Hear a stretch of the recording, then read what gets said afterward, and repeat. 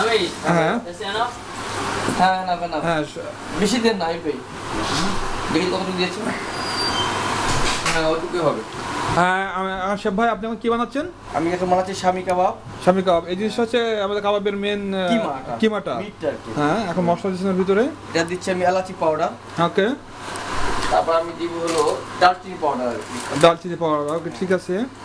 আমরা দেখি উনি কি বানায়। দিতে হবে কোরিয়ান্ডার। কোরিয়ান্ডার মানে বাংলাদেশের মধ্যে ধনিয়া বলি ঠিক না? ধনিয়া বলা হয় যেটা। হ্যাঁ। ধনিয়া সরি ধনিয়া পাতা। ধনিয়া পাতা। হ্যাঁ। তো ঠিক আছে দেখি। ধনিয়া বুঝাবে।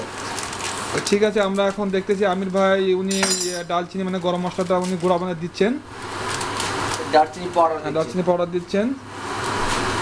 আমার মনে হয় লন্ডনে আমরা আরেক ধরনের কাবাব খেয়েছি, সেটার নাম হচ্ছে রেশমি কাবাব। মনে হয় এটার উপরে একটা ডিম ভেজে দিয়ে যায় ঠিক না? হ্যাঁ হ্যাঁ। এটা মানে রেশমি কাবাব বলে। এটা ইন্ডিয়ান রেস্টুরেন্টে আমরা দেখছি ঠিক না? হ্যাঁ এটা বলা আমরা বাংলাদেশে বলা স্বামী কাবাব আর কি। স্বামী কাবাব এটা বিরিয়ানির সাথে খাওয়া হয়। ওকে ঠিক আছে। জালি কাবাব যেটা আপনার পরোটার সাথে খাওয়া হয়। ওকে এটা এখন মিক্স করতে হবে। হ্যাঁ এটা মিক্স করতে হবে।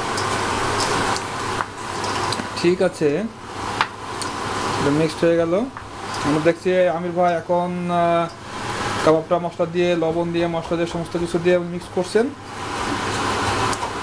এখন আমরা কিছুক্ষণ ওয়েট করতে হবে। এখন এটার ভিতরে দিতে হবে হ্যাঁ এখন ভিতরে ডিম দিতে হবে। কয়টা ডিম দিতে হবে আমরা? এর ভিতরে দিতে হবে এখানে 1.5 কিলো কিমা আছে। হ্যাঁ। মিনিমাম 6টা ডিম দিতে হবে। 6টা ডিম দিতে হবে। ডিম না অ্যাকচুয়ালি ডিমের কুসুম দিতে হবে। আর ডিমের হলুদ অংশটা উনি দিবে। উনি যাচ্ছেন এখন ডিম আনার জন্য। ডিমের হলুদ অংশটা উনি দিবে ভিতরে। আমরা দেখি